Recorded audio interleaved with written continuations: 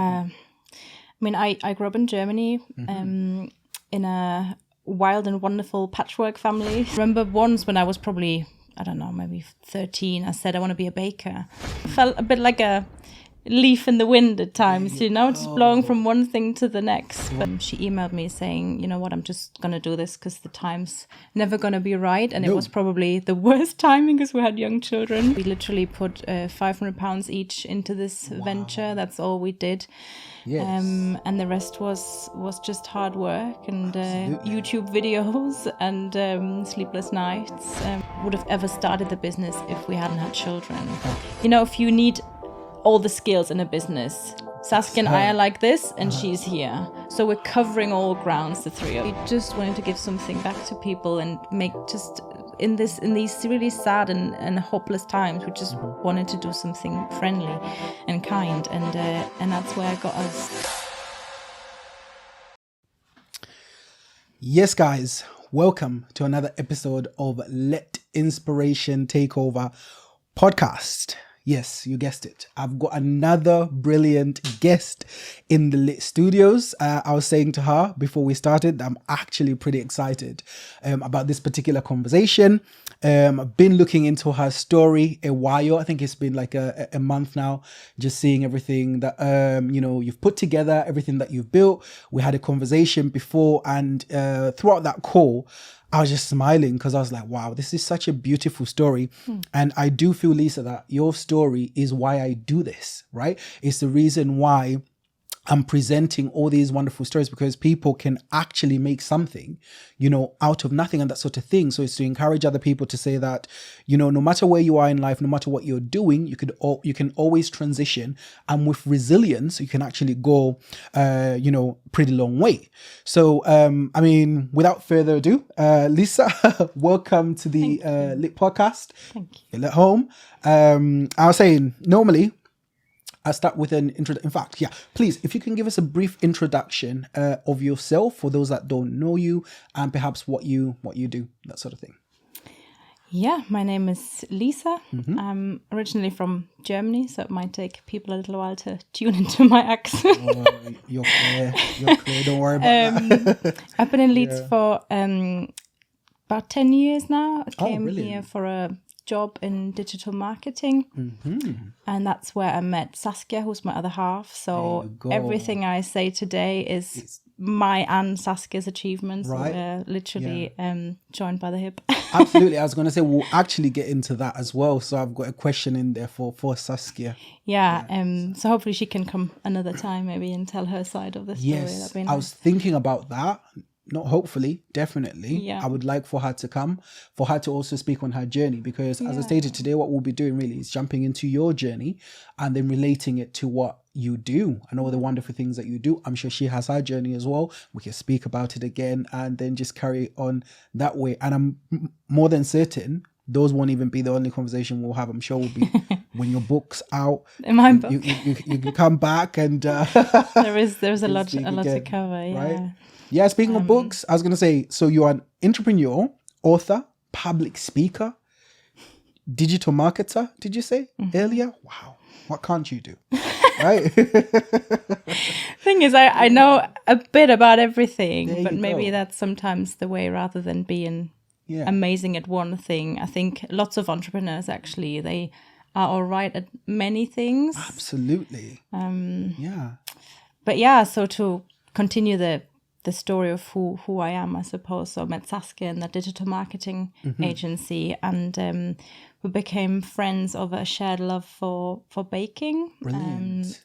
And we had this pipe dream of creating a little stall at the market one day, selling the treats from our homes, because as I said, I'm from Germany, she's from the Netherlands. Oh, brilliant. And we just missed the flavors from home a little bit. And then one day she had 2 young children, I just had my daughter, who's now 7. She emailed me saying, you know what, I'm just gonna do this because the time's never gonna be right. And it was probably the worst timing because we had young children. That's always the perfect time. I know. Right? That's when you all of a sudden start something, even though you have zero time and energy. But I said, okay, I'm definitely in. I won't let you do this without me. And within 3 months, we launched the business. Took it very seriously with a website and a logo and everything. Straight away. I guess that was our digital marketing hat that we're wearing. So we could have just baked a cake and took it to a market, but instead we had like the lot. That is brilliant. Website, social media, everything.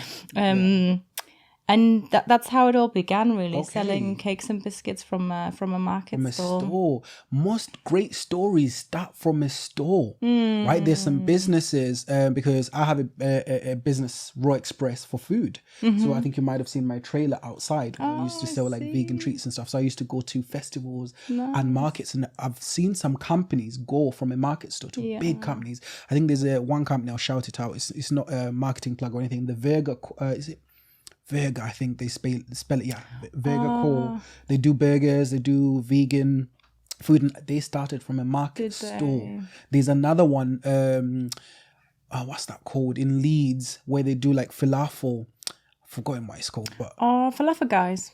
No, there's a falafel guys, but then there's another one which used to be in Corn Exchange. I've forgotten their name. I'll see if I can put it. Home Pit. Yeah. Thank you. Right. Yeah. Home Pit started as a store. Yeah. And then now they've got like a couple of locations and things like that. So brilliant things come from a store. Yeah, they do. And they don't need a lot of money. So, you know, we literally put £500 each into this venture. That's all we did. Yes. And the rest was just hard work and YouTube videos and sleepless nights. There you go. Speaking to the right people at the right time. There you go. But yeah, over the years it evolved into an online business because again that was our background. We over the years noticed that these market stalls didn't totally suit our lifestyles with young children. You know, they were always at the weekends and going around. We still had our exactly, and then early. There can be a lot of waste because if the weather's rubbish, then no one shows up to these markets. They call it a washout. I had a couple of those. Yep, I mean you know what I'm talking about. I know exactly what you're talking about. Yes. So and I hate waste, so that always we never chucked anything. We always obviously gave it away for free or but still, it's just you see the fruit of your work, like just going. Yeah, those are which lessons was painful, learned, isn't it? Yeah, painful. So, and I think that's a big part of our journey. That the big decisions we took were never a plan. It just happened to us. It was adjustments to suit our lifestyles and our preferences better. So we moved into the whole biscuit world and away from the cake because we could ship them. Because specializing into the online side then obviously meant we could ship our products and we didn't have to be at a market stall in the rain anymore. Yes. We could do it from home.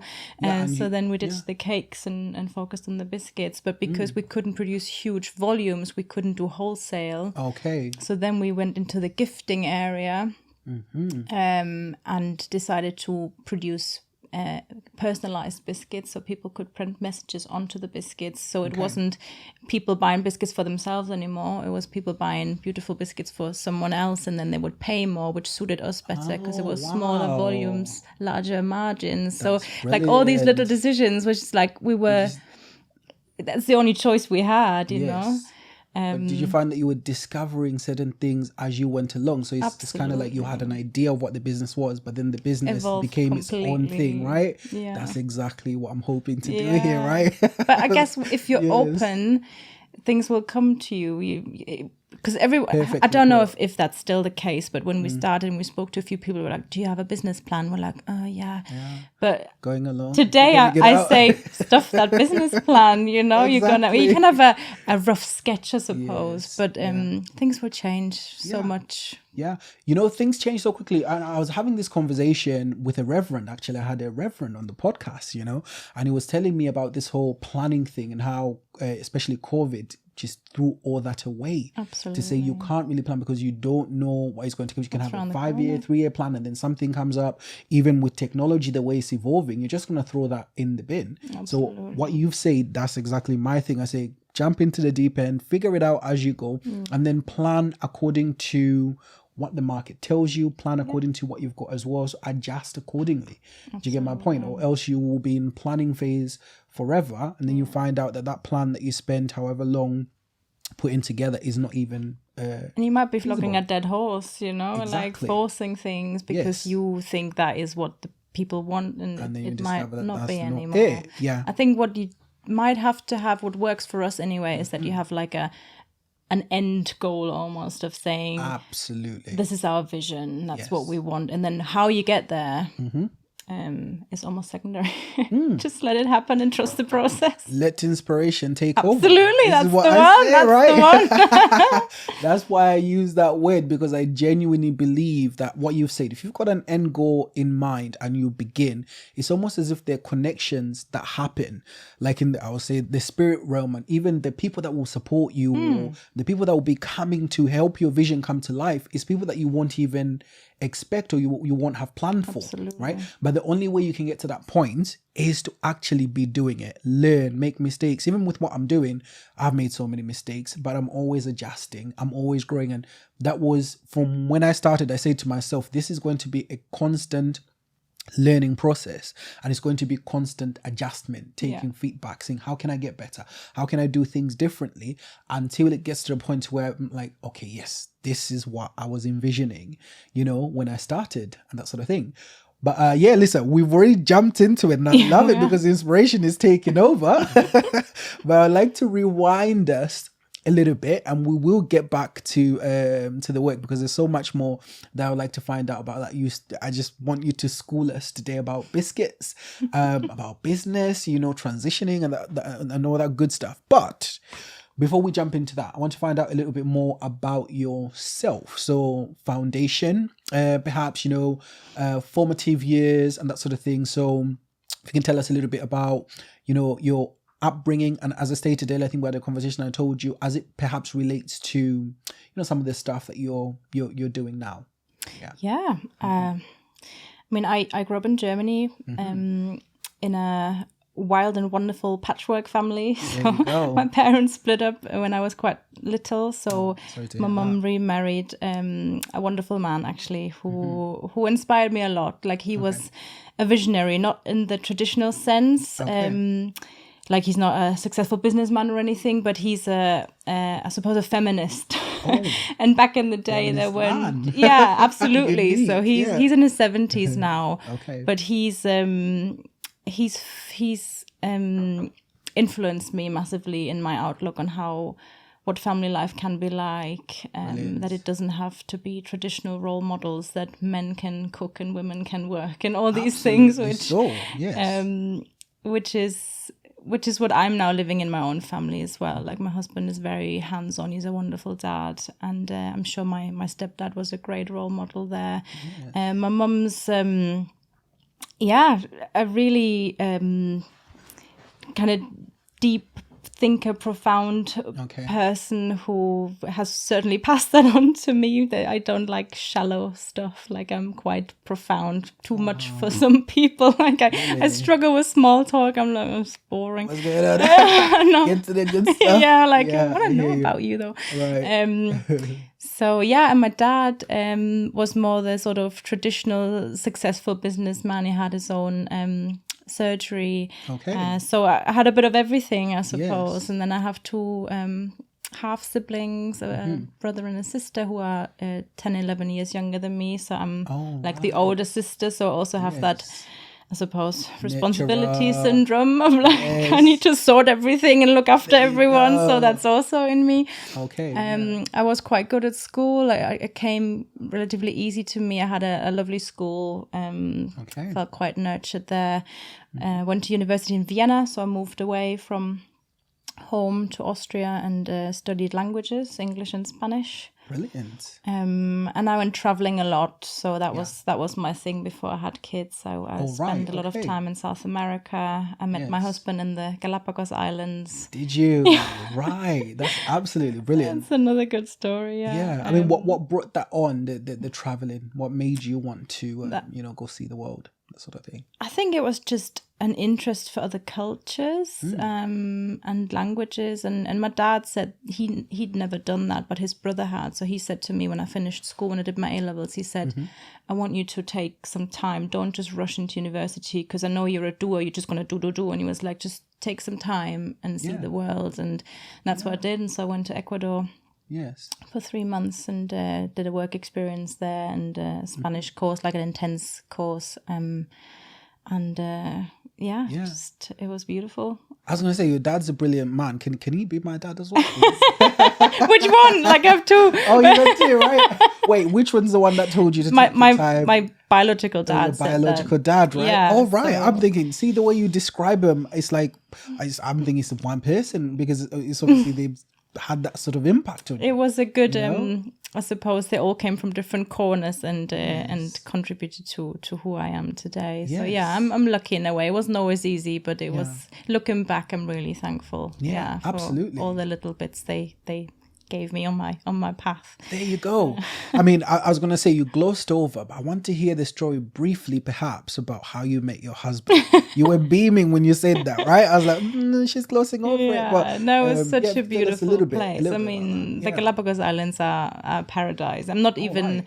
I need to, I'm not even that much into the animal world, but it's just that the wildlife there is amazing. And, humans and animals live almost, there's seals in the cafes and, it's just untouched beauty, really. Okay. So I was there to work with children in a little nursery.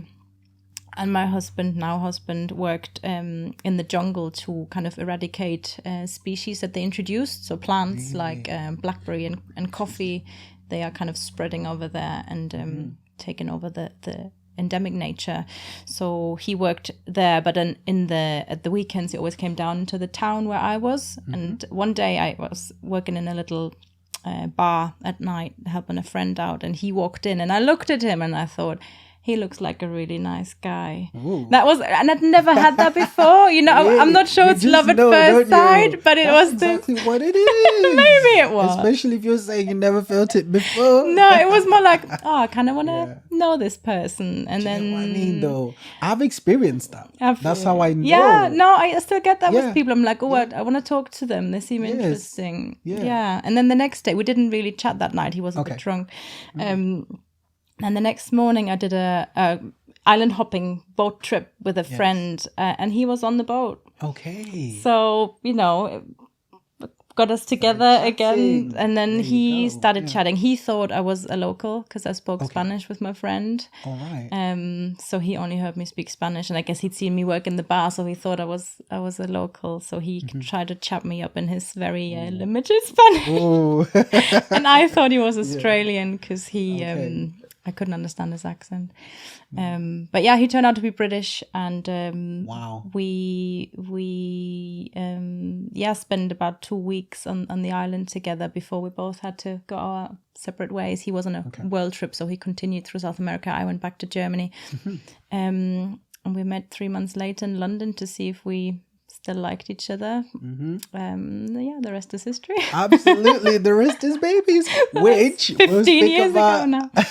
We'll speak about it a little bit later. No, that's a brilliant and such a beautiful story. I mean, I won't dive into mine, but when I met my wife, the knowing that you said, I call it a knowing. I had that knowing, right? Before I even really got deeply speaking to her, I was telling one of my closest friends, I was like, bro, I've met my wife. What do you mean? I said, yeah. I said, I've met her. This is it. 3 conversations in, I was like, this is my wife. Beautiful. I just knew it. And I've never had that sort of knowing before. That's how I knew, like, okay, yes, this is it. So when you described it, I was like, yep, I understand, because I've actually experienced it before. No, but that's such a gorgeous story, and that's why I wanted to hear a little bit about it. But bringing it back, I know you touched a little bit on, university, where you went and that sort of thing. I want to hear a little bit more about career-wise, how you transitioned from university into your career. Did you go straight from university into digital marketing, or how was that path? I found it really difficult, to be honest, because I never did...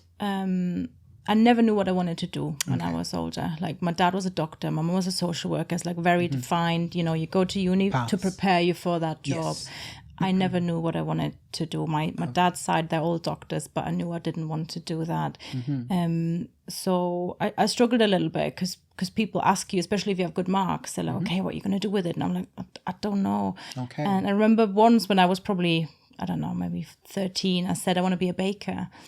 And I don't. Were 13, yeah, and I don't. A baker. Yeah, that's great. And I don't know who said it to me. I honestly can't remember. That's brilliant. Whoever I said that to said, "Oh no, you have to get up at 3 a.m. and you're not gonna make any money being a baker." So that idea was like, yeah. Right? Well. Yeah. So that idea was kind of nipped in the bud a little bit, but it I guess it was still bubbling under the surface, wasn't it? Because look at me today. Absolutely, that is brilliant. Thank you for sharing. No, right? I only thought about this the other day. It was like I had that in me, vision, and I dream. buried it for a while, and then it came back out. But and even when I was at university, people kept asking, "So what are you going to do with that afterwards?" Because languages, what does that prepare you for? And I also didn't want to be a translator or an interpreter, which is what most people do after studying languages. So I was just like, I don't know, I'm just enjoying studying languages. That's my thing. Is that why you chose it then, yeah, the languages? Because that's you liked pure it? interest. Oh, wow. I had no end goal. Yes. I just really want to study. That sounds, well, it wasn't languages. It wasn't just languages. The course was called intercultural communication.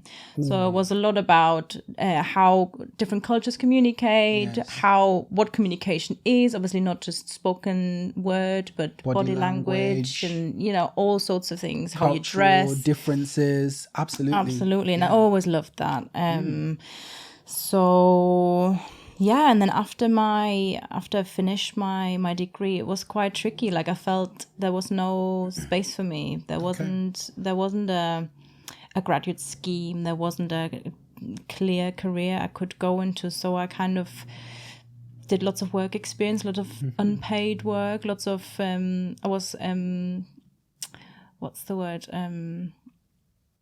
Volunteer, but they were taking advantage of me quite a bit. Intern. Yeah, as an intern. Like I basically did the full role, but I wasn't getting paid. Ooh, yeah. Because I was a beginner, Yes, I was a graduate.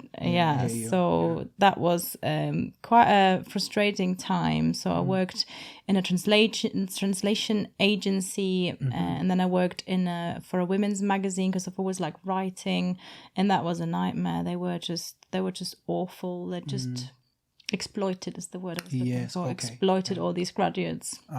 They basically, that was their business model. They just had graduates there running the show, but they only got paid the absolute minimum. Did they dangle the carrot of, you advance? Yeah, and we might take you on, and then you can grand and 50 grand. I've seen that. And the experience is your experience here is amazing, but it wasn't. I didn't learn a lot there. At all. And that's not sustainable. No. They can do that for a while, but it's not going to be sustainable. I believe in karma. I'm like, absolutely, right. Oh, you do that for a bit, but it's not going to last. Exactly. No. Yeah. So, but the good thing is, again, and that last job in Germany, actually, like Stuart and I did a world trip after I finished my degree, and then I went to that job in Germany for that women's magazine. Okay. And the woman was awful. And one day I walked into a board meeting and quit my job. I just said to her, I'm off, like, this is it, because it was so horrible. Oh, wow. Yeah. But the one thing I learned there was what SEO was, just to even know what it means, like search engine optimization. Oh, right. Okay. So then I started applying for my first proper job, I suppose. Was like, I have enough of this intern stuff now. I want a proper job. And I looked in Germany and the UK. At the time we were living in Germany, but I had never lived in the UK. So I said, well, let's just apply in both and see what happens. So again, I had no plan.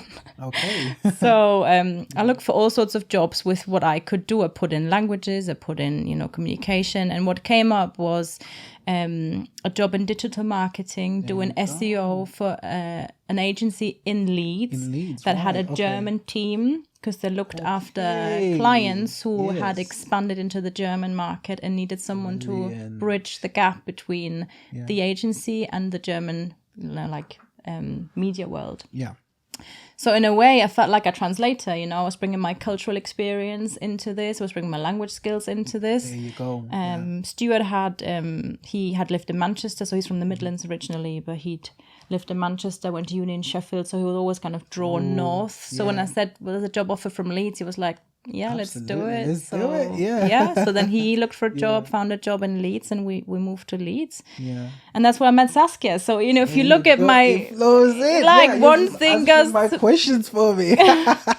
No, but it's... I felt a bit like a leaf in the wind at times, just blowing from one thing to the next. Right. But no, even the job and how it just fit in and how things were, it's like things are just falling into place like a domino. It's so brilliant, so beautiful.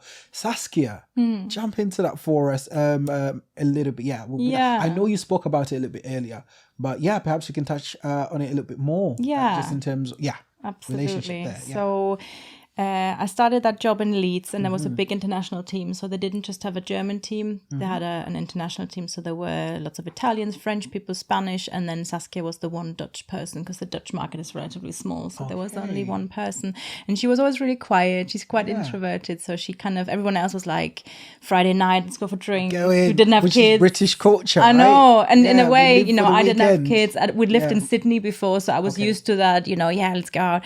And Saskia never joined, but I had, it was similar to Stuart. I was interested in her. I was like, what's her life like? Why doesn't she come out?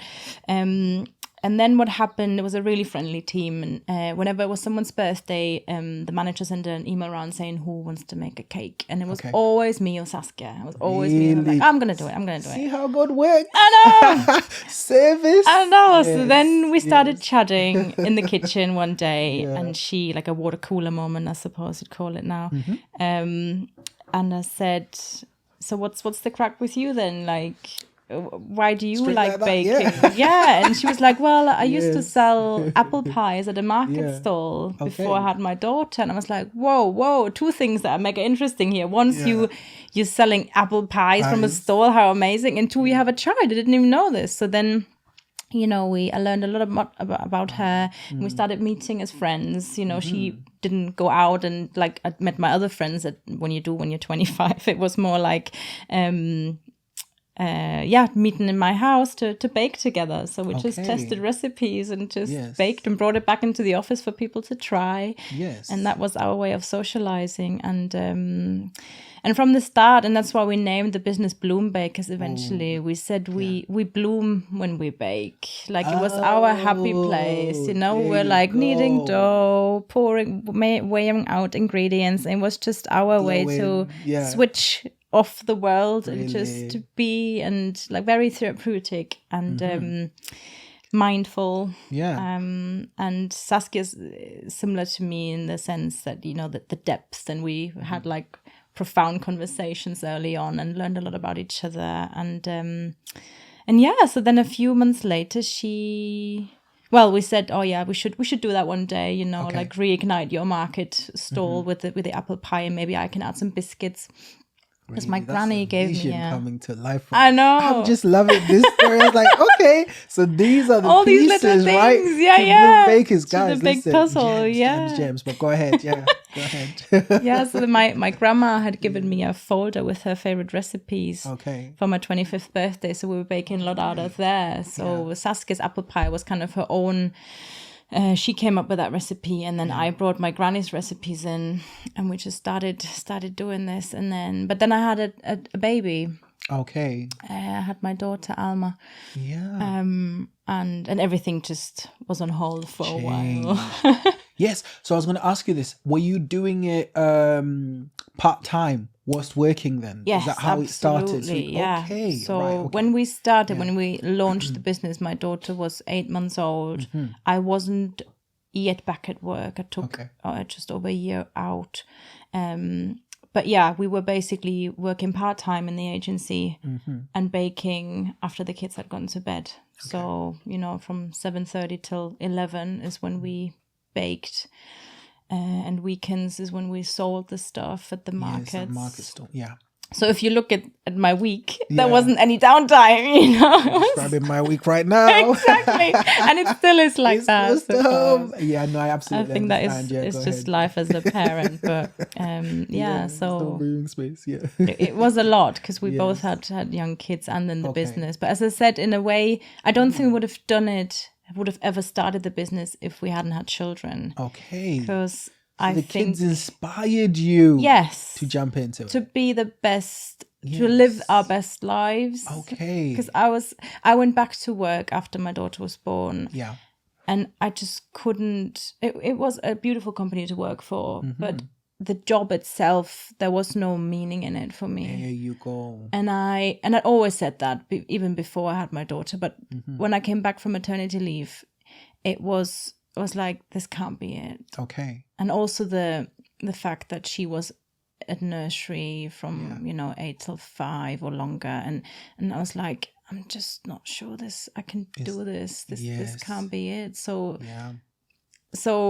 in a way, that's also what inspired us to look at ways to make our lives more fulfilled, meaningful, purposeful. Yeah, That's the word, and family friendly as well. Because I felt like it just wasn't like when my daughter was ill, I had to take a sick day, but I wasn't sick. So all of a sudden you need twice the amount of sick days, and all these little things. Yeah.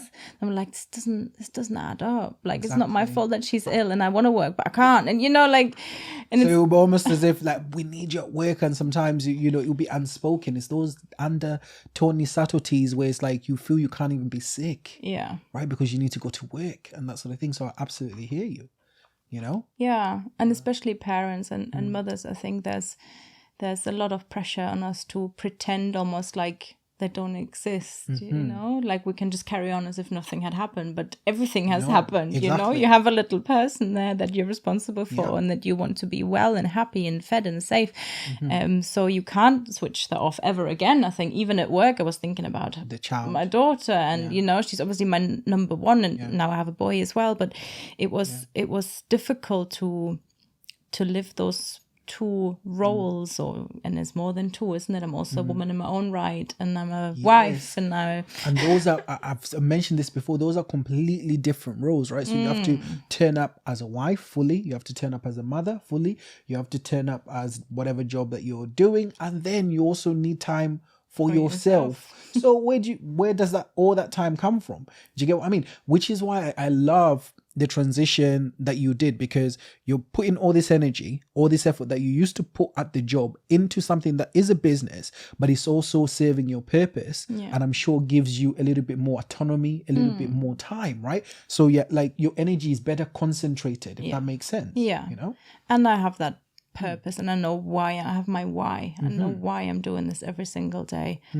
That was a massive thing for me, because I got to the point where I was really unwell, like 2 years into being a mother and Bloombergers, it was just all a bit too much. Okay. And it took me a while to recover from that, and then I had my son, and I was like, okay, this time I have to just step back a little bit. I can't do it all. So I took another year or so out with him for maternity leave from Bloombergers as well. Because I don't know how other small business owners find that, but it's all encompassing, isn't it? It's like being a student. Like, it's hard to switch off. Yes. So for me, I really struggle to switch off. So what I need to do, I need a clear cut. Like, I need to... This day, there's no work. Yes. Yes, I hear you. Or I need a weekend away. Yes. Or I need to literally put the laptop in a different room, because I get lured in. And I guess it is because I'm so inspired and I want to make this work. But what does it mean making it work? What does it mean? Ultimately, I want to be happy and not stressed. You need to be healthy to make it work as well. If you're not healthy, nothing's going to work. Exactly. So it kind of... It's all sharpen the saw thing, isn't it? You need to take time out to... You do. And I had to learn that the hard way. But since then, as you say, what we try now with our business is we operate school hours only. So that's a way for us to guarantee we have that quality time with our children after school. So they're not an after school club. We're now a team of 5 women. Yes, brilliant. So we all go home at 2:30. Yeah. Well, we go to the school gate at 2:30. Okay. Yeah. And then we have the afternoons with our children. And then sometimes, obviously, as the business owner, Saskia and I have to do a bit more stuff in the evening. Yeah. But again, we enjoy it. But that was a way for us to say, this is a lifestyle that works for mothers. Absolutely. I was going to ask you about that. Tell us a little bit about the working mums, and perhaps how your team has grown. I was having a look on Instagram, not Instagram, sorry, LinkedIn. I was like, that's a beautiful team there, right? And you said something earlier about how you've managed to find the people that understand your vision. And I'll be honest, that can be a little bit of a difficult thing. I'm not yet building my team, but I will be at some point. And the way, as you've said perfectly, I'm so attached and I'm so meticulous about what I do. It would really need to be people that understand. So you've managed to achieve that. If you can perhaps explain or perhaps tell us a little bit about how it evolved from just you and Saskia into the team that you've got now. So we probably about 2 years ago now, we started reaching out to a bit of business support because again, Saskia and I don't have a background in business. We have no idea what we're doing really. Okay. Just making it up as we go. You say that, but I was talking about your website. Again, I went on just to have a look at what you're doing. It's brilliant.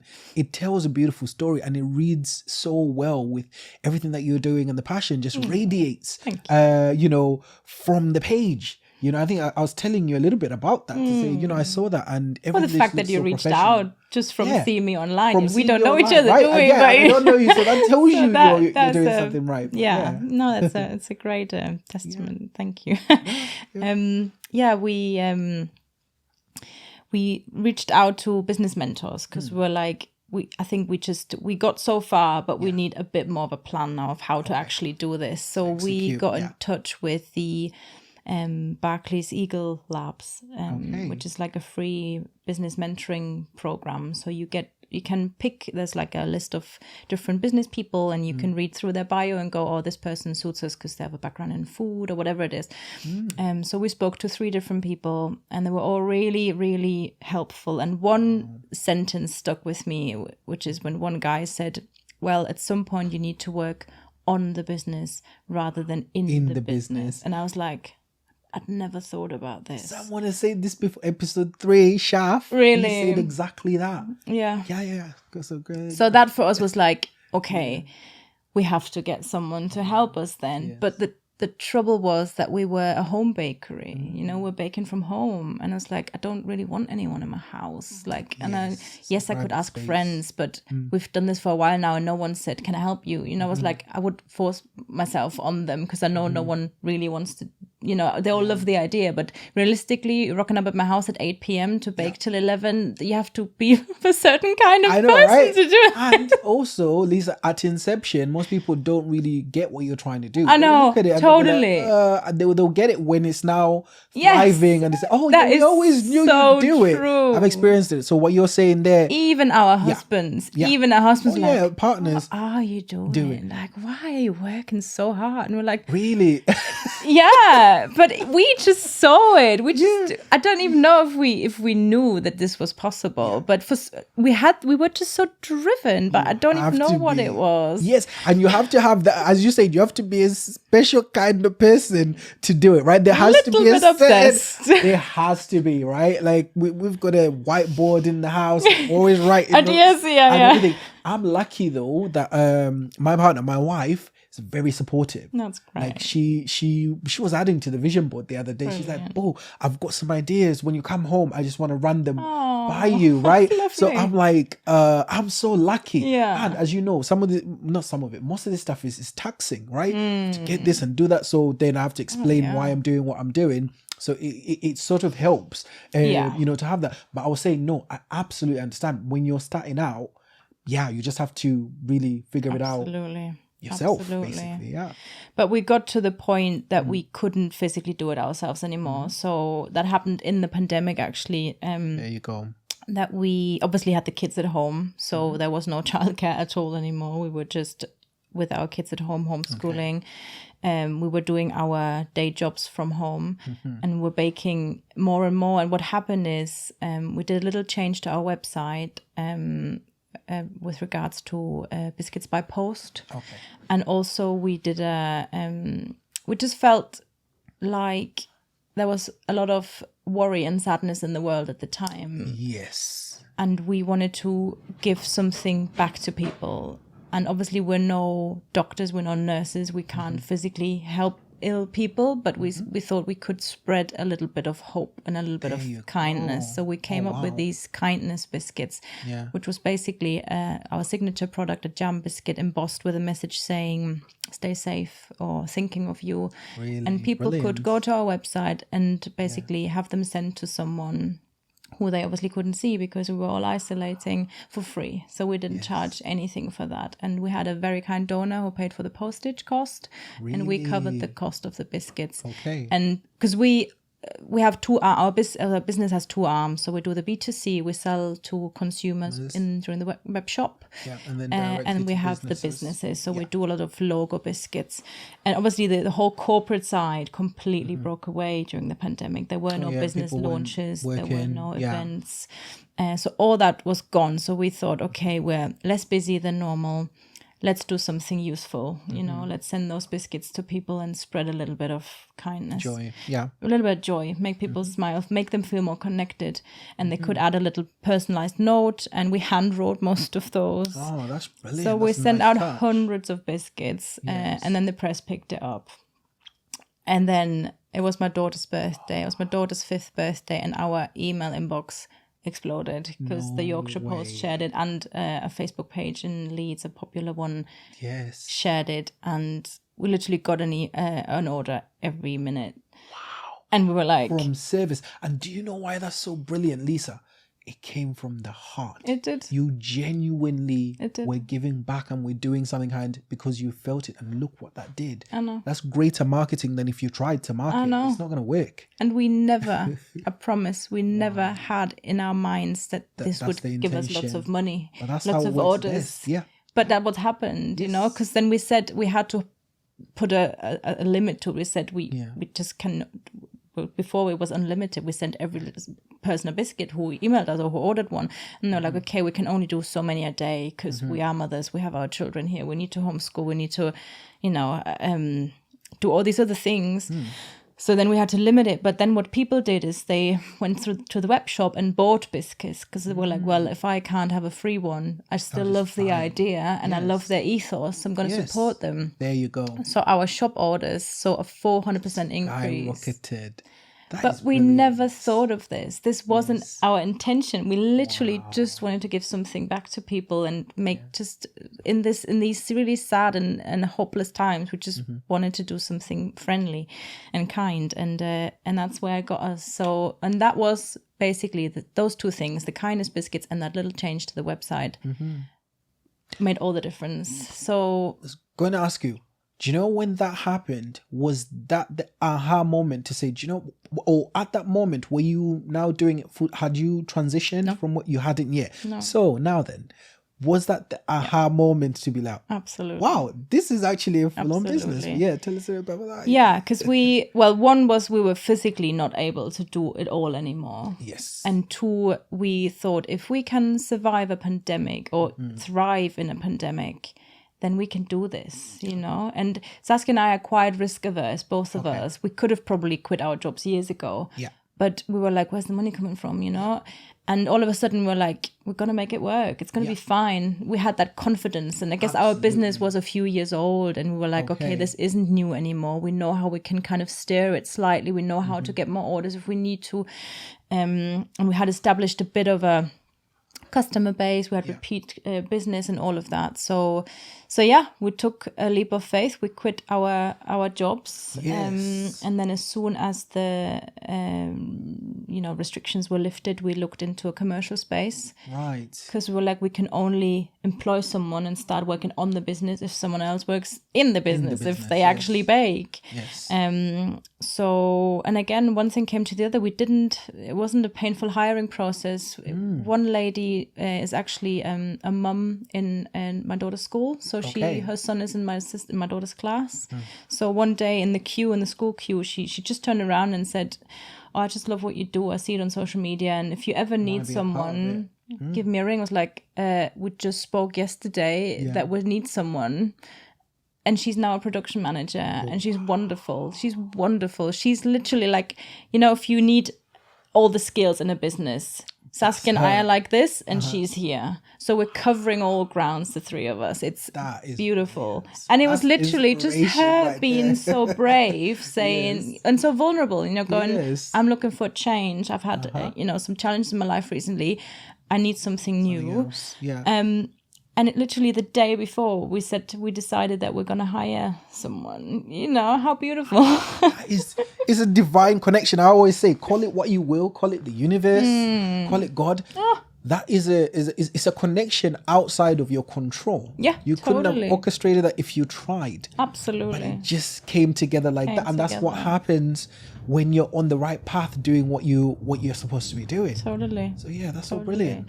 And then two more people expressed an interest, and we only needed one really, because we're really scared. We're like, we're going to pay for these premises. We're going to pay ourselves for the first time properly. Yeah. And we have to pay for this other person. Yeah.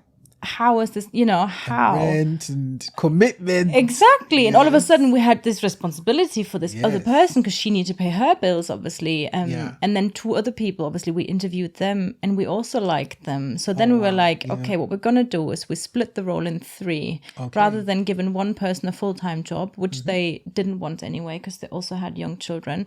We split the job in three, and each of them started with 10 hours. Okay. 10 hours a week. That was all. We're like, okay, that's fairly affordable for now. Wow. But the thing that happened is they started with us. It's pretty much a year to date that we moved into these commercial premises and the three ladies started. Yeah. And from the month onwards, when we had all these expenses, our orders went up. No And way. Since then, whenever we increased someone's hours, when someone said, oh, I need to earn more money, or I need, I have these expenses, I want to do more in the business, we're like, okay, let's sit down. Okay, you do more hours. The month after, we had more orders. So it's almost like when you're brave and you try these things and you trust that it will be fine. Trust the process is going to get there. You know what, Lisa? You're speaking to me right now. You're like, listen, this is a message that I need to be hearing as we're sat right now, because it's like, I wish you could see my vision and my notes and my plans. And it's like, you're speaking right now. Yeah, you're speaking to me basically. Like it's a connection. And I'm like, oh, wow, your journey, your story is inspiring me right now as we speak. Good. I've done my, that's all I wanted today. Because everything that you were saying is exactly me. I'm like, oh God, if I have to pay people and you have to pay for premises, and it's a whole new ballgame. I got a family, I got little people that need to eat, and got this and I've got that. But then you perfectly articulated. I'm not even going to revisit it. The thing is, brilliant. Once they do that groundwork, like you were doing earlier, adjusting your microphones and making sure there's water on the table and all these things, you have time to do things that will get you to the next level, the business. I know, like baking 100 biscuits is fulfilling that order, but it's not getting you any further. And I think that is such a scary step, but once you take it and you're on that other side of the cliff, you're like, oh, why was I even scared? I know, right? I know, and it will work out. Absolutely. And there will be bumps on the road, there will be, and sometimes we're like, if Google dies tomorrow, then we're gone. And what do we do then? But there's no point thinking about this for now, Like you're doing what you can at the moment. But this delegating and getting people on board was such a beautiful moment in our journey. It was... We could breathe for the first time, We could okay, now what do we actually want to do? And now we have those little minuscule things. And and it's just, you feel like you're in a hamster wheel. You don't see what's happening outside of that wheel. And now we can see, okay, this is what's actually happening. This is what people seem to be asking now. Let's try this. Let's do this. And all these little visions and this little development, you can't do that when you have no headspace because you're baking or packing biscuits. So, absolutely. And I'm not saying it's not a valuable job. Obviously, that's what we sell. Like it's mega valuable, but we don't have to do it anymore. It has to be done, but we don't have to do it. Yeah, and it's getting done. That's the important bit. Is the fact that you should evolve that way. What you're saying there is perfect, because sometimes people get stuck in that phase working in the business, so they'll never get to work on the business. If you are working only in the business, you'll never get the chance to work on the business. And if you don't have the help, as you've said, you're just not going to be able to do it. Do you get what I mean? One man band, yes, it sounds cool, but it's not practical, right? It's not something that I think you should stay in forever. Because even me, it's like there are little things where it's like it would just be better to delegate those jobs, thumbnails and this and Canva, and people wouldn't understand until you let them know. Just writing bios and research and post, during, water, coffee. I know. But I wanted to bring it back to product. You've brought us some really beautiful products here, which I love. Products, right? So well presented. We'll jump into perhaps how you decided on your product range. I was looking, it's so professional, right? So specialty in that, even the way you described it, like the spices that go in there. I was like, spices go in there too, right? And I love biscuits, by the way, in case you didn't know, right? Good. So I'm definitely I'm going to try some. Perhaps if you can talk us through what you've brought today. And then also just your product range in terms of how you decided on it. I know I was reading to say it has influences, German and Dutch influences and that sort of thing. I'm like, that's just perfect combination, right? So talk us through that. I don't know if you want to carry, is there anything in the boxes or? Yes. Okay. Yeah. Let me see if I can. I've got our 3 signature products that we sell the most of. So one is a printed wafer where we can print any design on. So we sell lots of logo biscuits, so they are made in that way. So that's one in there of our own. The box, guys. The box is beautiful. This is gorgeous and minimalist, right? Like it's all recyclable, made from recycled material. Because I do delivery now. Like I'm a delivery man for now, right? Yeah, I do Amazon deliveries. Yeah, that's how I bought all this. So I haven't yet transitioned fully, but so that's my day job. Takes so years. I know, right? I know about boxes, and this, guys, letterbox friendly. It's a letterbox friendly. We love these, which means you can sell so many of them. They're not being left at the doorstep in the rain. And then it's also pretty. So I'm imagining this. I'll give this as a gift. That's the thing. That's what people do. They order them in the web shop, put in the address, and we send them straight to the recipient with a gift note. Absolutely, and you don't even have to rough it up. You know. No, I mean it comes in a little envelope, but it is. No, brilliant. Nice. Oh wow. This is pretty and this is nice. As I said, I love products and I love putting them together, coming up with the ideas. Again, guys, this is a podcast. It's not like a sales pitch. Like Lisa didn't even prepare to say that would be showing product, but I just personally love product and I love biscuits and I love things that look nice, because as you've said when you came in about the sofas, I'm like, I just love things that look this is so well presented, this is so neat, this is so refined and so professional. I'm like, this is legit, right? It took us a long time. That's the other thing, working on the business. Our boxes were a ramshackle. They were we had to fold them by hand. We had to put ribbons around it. They were small parcels because they were too thick. And we just had no time to research proper packaging. We had no time to, that took a local artist to create the sleeve and a graphic designer to put it into the right, we had no time for that stuff. Brilliant. So once we had the ladies, we could say, okay, first step, packaging.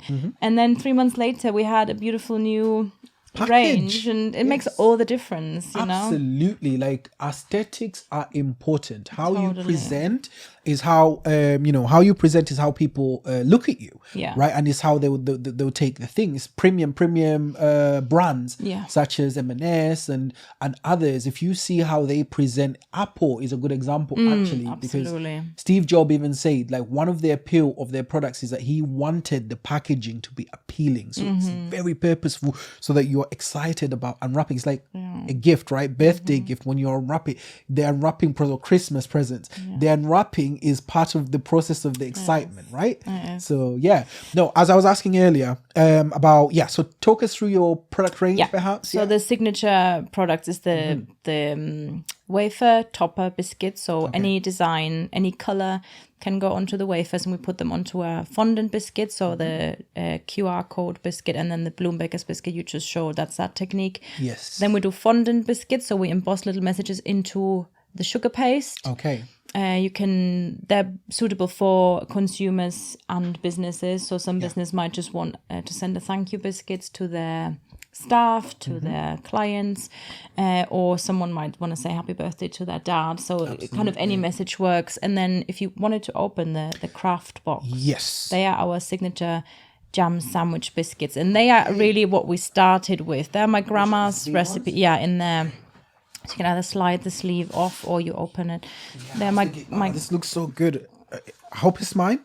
Yes, they are yours. I was like, I'm going to give this. Oh, right? yours. So I was like, I don't want to rip it or anything because yeah, you can rip it. There's an opening at the back if it's easier to just. Yeah. Or is it ripping it to open it? Yeah. Okay. Now let me see if I can open it that way. No. If you go to where it was sealed at the bottom, you can. Yeah. Sorry. Okay. I'm like, I was trying not to rip I it know, because I'm like, I know. listen, I'm gonna give this, but you know what? Let's get into it. Let's get into Let's the biscuit. get into it. You know. Oh wow. Wow. Wow. Oh, your face. These, I wish I recorded that. Right. Look, we have recorded. Can I have a snippet of that, please? Right. It's like I've seen these online, but they smell fine, right? I've seen them on the website, but when you see them in person, it's just, this is gorgeous. Oh, thank you. It looks so pretty. Do you know what I'm gonna do? I'm going to gift them to my wife. Yes, that's a very good idea. Good man. Person. She deserves it. Good man. She definitely deserves. This is beautiful, right? Yeah. Yeah. So these jam biscuits are quite unique in the way that there's lots of companies offering the logo biscuits, but we haven't found anyone who does the jam biscuits, and they are my grandma's recipe. So they are made with a bit less sugar than a British biscuit would be, but then they have the red currant jelly. So again, it's not a strawberry or raspberry. It's there's a little bit of sharpness in it. So we think they taste lovely. Okay. I'm yet to taste them. I won't eat yet because terrible etiquette. But these thank you biscuits are like a remnant from the kindness biscuits I mentioned earlier. So after the pandemic kind of calmed down a little bit, I suppose, we said we still want to give something back to people. Yes. And we really believe in gratitude and being thankful for what you have, whether that's a person or a privilege or an item or a freedom or whatever it is. So every Tuesday now we send out a limited amount of free thank you biscuits, and we call it Gratitude's Day. So people can again go to the website and have a thank you biscuit sent to someone in a little box like that. Like this one. Just an individual one. Nice. With a little note just to say. And it's obviously we're not reading all the messages in depth, but it's lots of people just thanking a family member for being there for them, or thanking a boss for being kind, or and it's a beautiful thing to facilitate that. Yeah, and they can eat it too.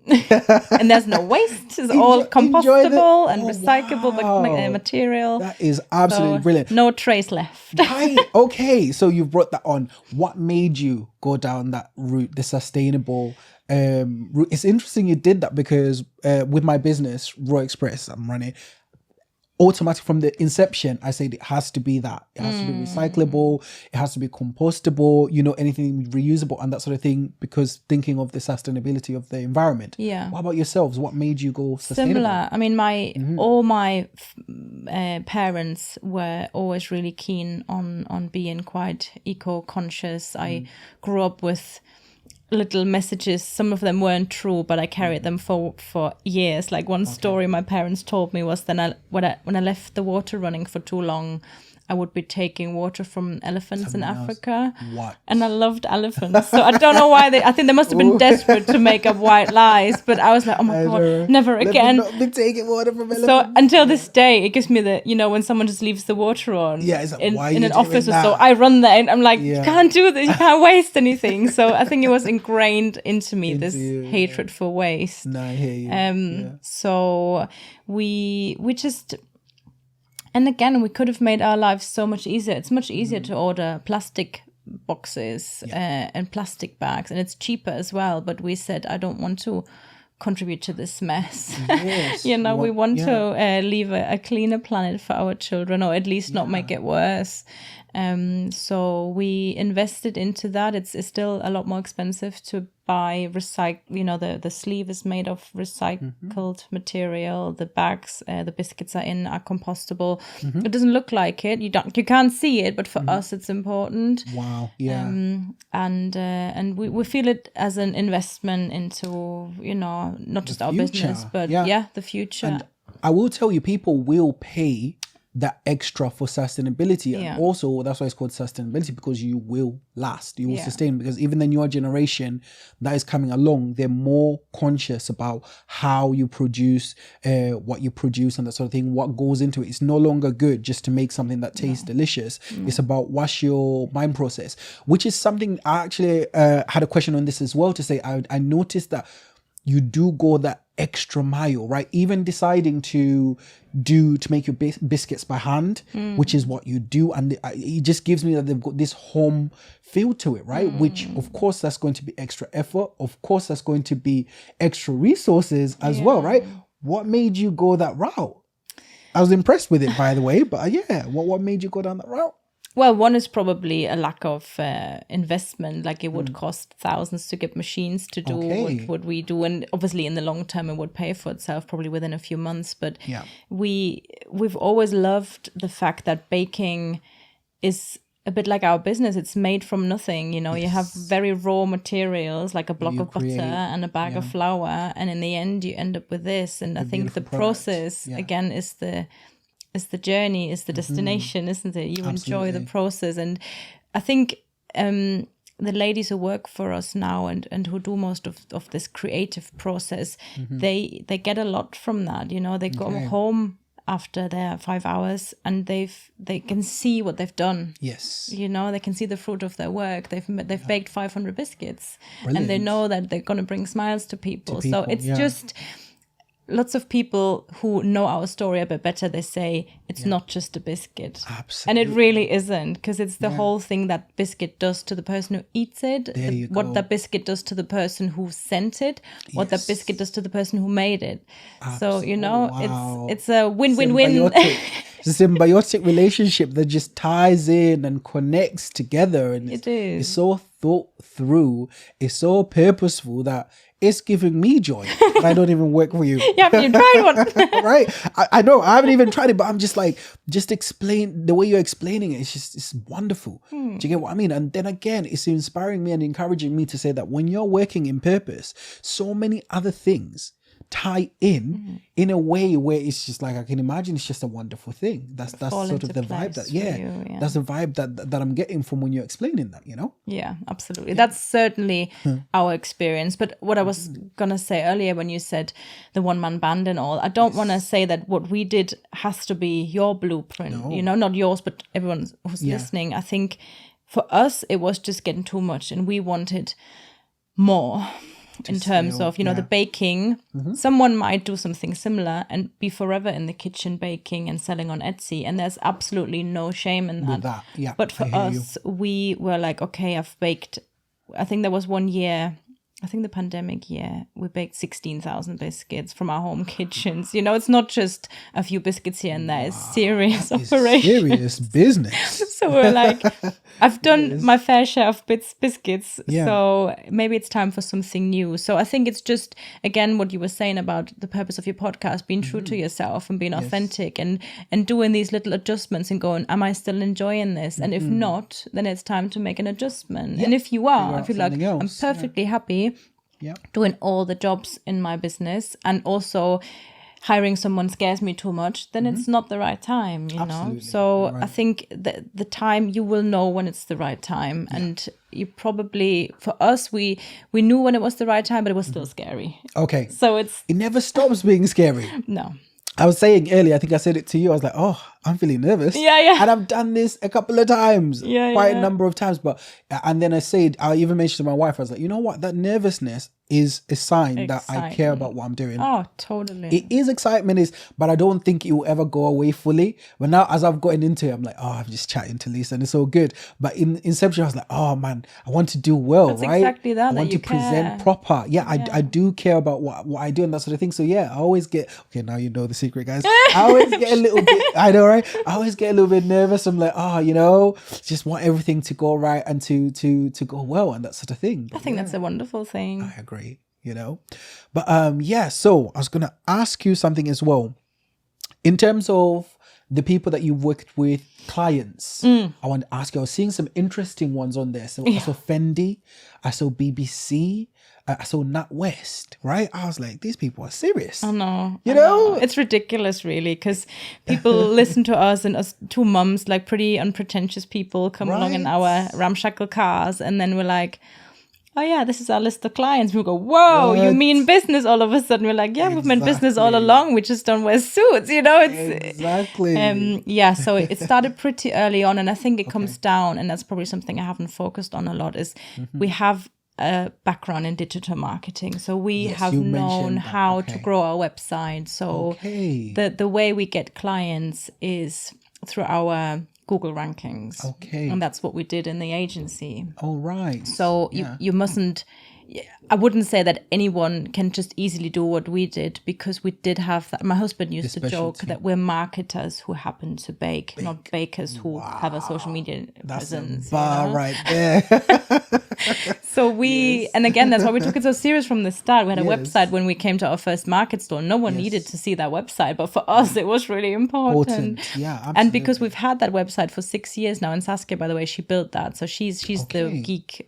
Geek is not a friendly word, maybe. She's the wizard, you know. When it comes to that, absolutely. Watches YouTube videos until the early hours, and just does it. She just finds a way to make it work. And I'm more like, great. I can't. Machines, leave me alone. Like I deal with the people. I deal with people. She deals with the machines. There you go. Skills coming together and working as one in unison with each other. Absolutely. You know? But we did work for big clients even when we were a home bakery. So I think it was the Christmas 2019. We made 3,000 gingerbread men for Amazon. So they wanted gingerbread men with the the Amazon logo smile. Oh, smile, yeah. The smile with the prime, the arrow, the A to Z. Oh yeah, I know it very well. So the smile of the gingerbread man had that little arrow on, so it looked like it's this way around probably. So it looked like obviously a branded gingerbread man. So we made these from home, and it's the most ridiculous story because obviously there was so much. We couldn't just go to the post office with that anymore. Nope. So we had to get a courier, like a pallet courier, and he pulled out down my street. And it's a residential area, and he came down in this massive lorry. And rang my door, was like, am I right here? I was like, yeah, here's the pallet box.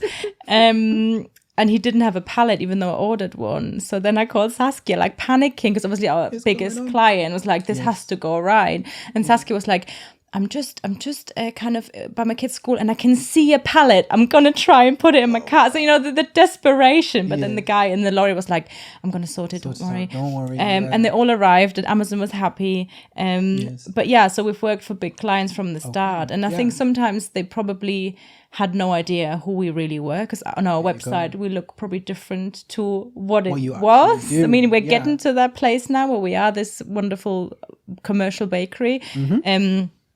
But it used to be my home kitchen, and an hour before my children had eaten in it. And then it was like, give it a deep clean. Like, don't think that it was just but it was just a home oven and a home kitchen, brilliant. and we worked for all these amazing clients. So yeah. Yes. How did they come across you? Is it through the rankings, as you stated? Yeah. Or? So if you Google branded biscuits, I think will we're come up. number 3 or something. Oh, wow. So That is people brilliant. find us through that. And then, and you know what you mentioned earlier with Mm-hmm. sustainability, we get more and more requests of saying the packaging make has it- to be there you go. compostable or Yeah. biodegradable. And we're like, yep, always done that.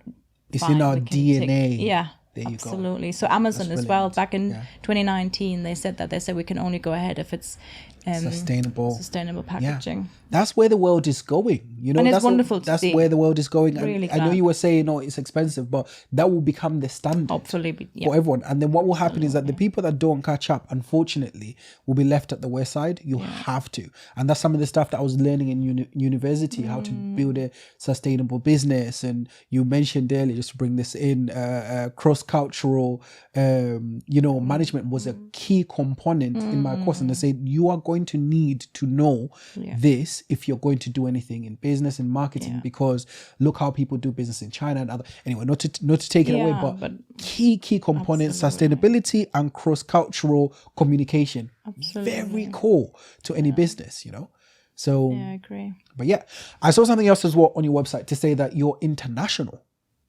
So right, you don't just do local. No. I mean, we definitely ship them UK wide on a daily basis. So we're not just Leeds. Like many, we ship a lot of biscuits to London.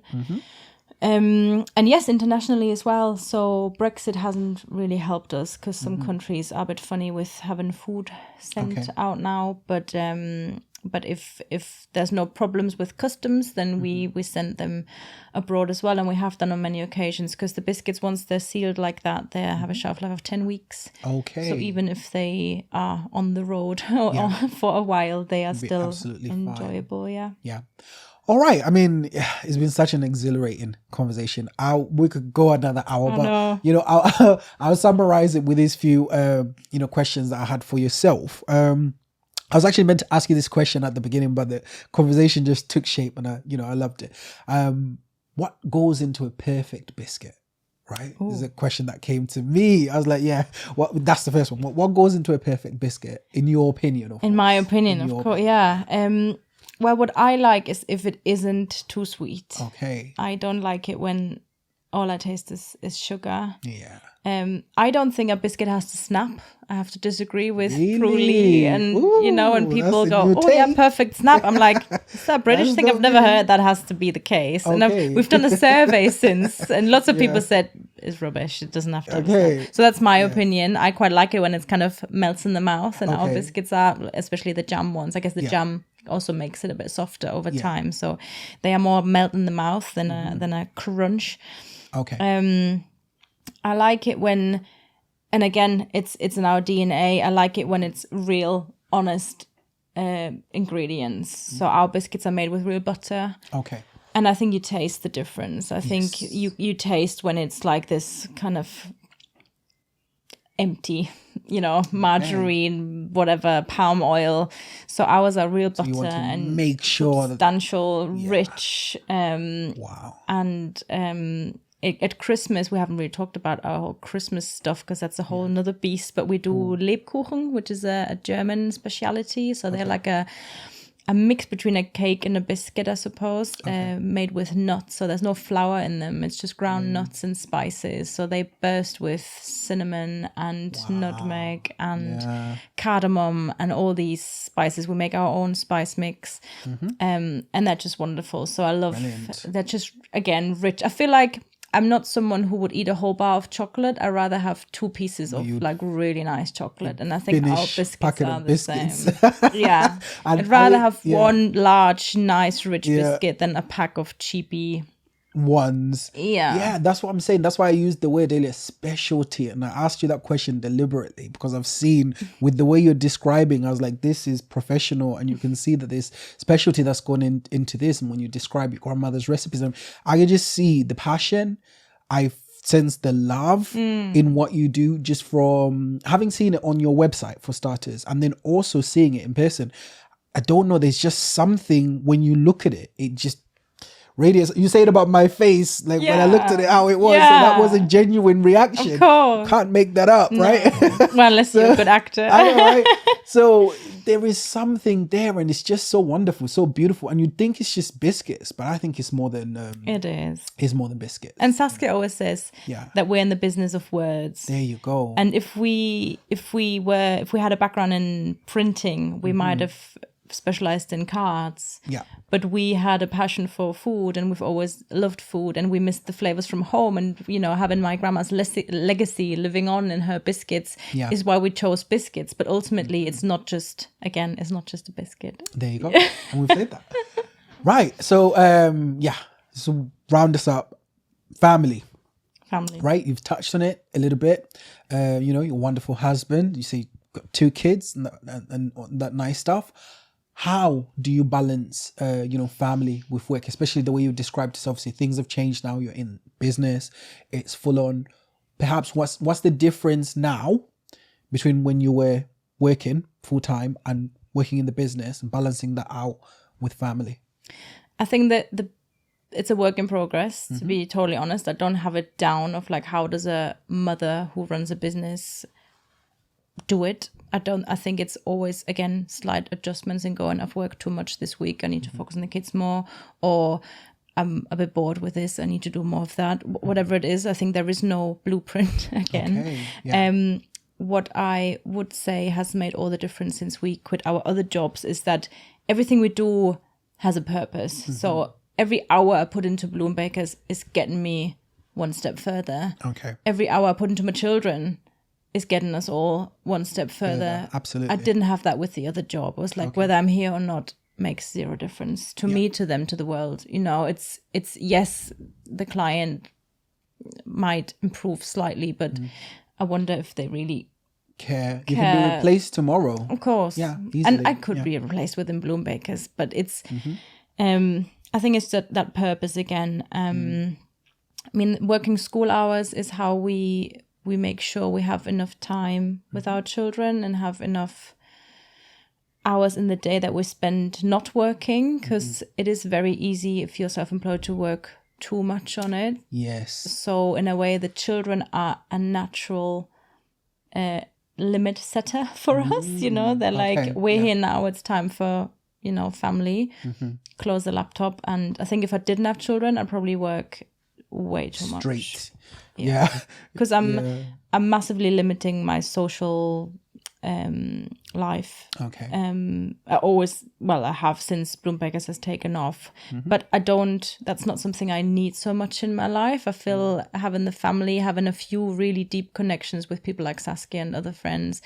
But my time is definitely very precious and very assigned. So I don't have a lot of downtime to waste, but maybe that's a good thing. Again, I don't spend weekends shopping in town. Again, if that's what fills you up, that's great, but not for me. So I'm very disciplined, I suppose, with how I spend my time. Okay. And one thing I found which has been life-changing for me is to get up before the children. So I get up at 6 ideally every morning, and I have an hour to if my children are maybe lucky that they sleep till 7, but I can do my stuff. I meditate, I exercise, I just light a candle to my life, just all these little things that I'm like, this is me, I value myself, and then I can pour. But I need to fill that cup. Yeah, that's really important. It really that one is very important, because if you don't come at your best, you can't be the best for your people. You really have to. And it's such a difficult lesson for mothers, especially, I think, because you think you're just there for them, and but you have to put the oxygen mask on yourself first, because there's no point otherwise. The husband, we're just extra children. We're like the bigger version of kids, basically. Do you get what I mean? Yeah, sometimes, but you're also very important in all aspects. No, that's absolutely true. I mean, yes. Is there anything that you've got coming up, at the moment, or you'd like to tell us, just as we end, our segment today? Yeah, 2 massive projects that we're doing at the moment is a rebrand. So we're not going to be Bloom Bakers for much longer. We have a new name. Oh, is this an exclusive? Yeah. Oh, we own the trademark, so no one can nick it. Right, but we have made it official, so I'm not going to say it. But I will. Maybe I come back. And, when you come back, you can tell us all about relaunched. it. So we work with a wonderful branding agency, and they have come up with a name that we can trademark. They are in the process of creating us a logo and the whole brand guidelines and all of that. And the next step is then to create a brand new website. Brilliant. Which is really scary because that is our shop front and it has to go smoothly, the transition from the old website to the new one. So that's hopefully we're still here next year. There you go. Absolutely. You'll be here. You'll be here the next 10 years. Yeah, hopefully. And then also go on. No, and the other big project is that we're probably moving premises because we're outgrowing where we are, and that is potentially a big endeavor, but something that excites me because that could be our real home. No, that's for the years to come. Brilliant. Yeah, that sounds exciting. Where can people find you? Online. Yes. So we are and will be more of a dark kitchen. So there's no point coming to our address that you see online because we bake to order only. Right. So if you head to bloombakers.co.uk, brilliant. You can check out these boxes in our web shop. You don't have to, they're literally there. You put in your basket and have them sent to the person you want to bring smiles to, whether it's a birthday, anniversary, new baby arrival, congratulations, get well soon, thank you, I'm sorry, new home, like all those little boxes. And if you are a brand and you're looking to maybe promote your brand in the sweetest way, get your message across for a trade fair or for a launch or for anything else, then you can send us an email. Inquiries@bloombakers.co.uk, and it's usually me on the other side responding to that, sending you a quote with what we can do for you, for your budget, for your requirements, and we'll take it from there. Absolutely great. Are you on like Instagram, anything like Instagram, Facebook, Twitter? We're not so active. My happy place is LinkedIn. I've seen you on there with a couple of posts that you're putting on there, so I get glued to them. But definitely check LinkedIn is best. They're the best place to connect with me as a person. Yes, absolutely. No, it's been a brilliant conversation. Was there anything final you'd like to add just before we close off? I think just if someone's listening to this and thinks, I couldn't do what they've done, or I have this dream, I would just say, don't wait for the right moment. Don't wait for that investor. Don't wait until you have invented something new. Just have a clear idea of what's important to you and how you want your life to look like, and start working on it. Just start and keep chipping away, and it will be beautiful. If you are in it, your whole heart and soul is in it, then it will get there. It will be fine. I agree. Listen to Lisa preaching.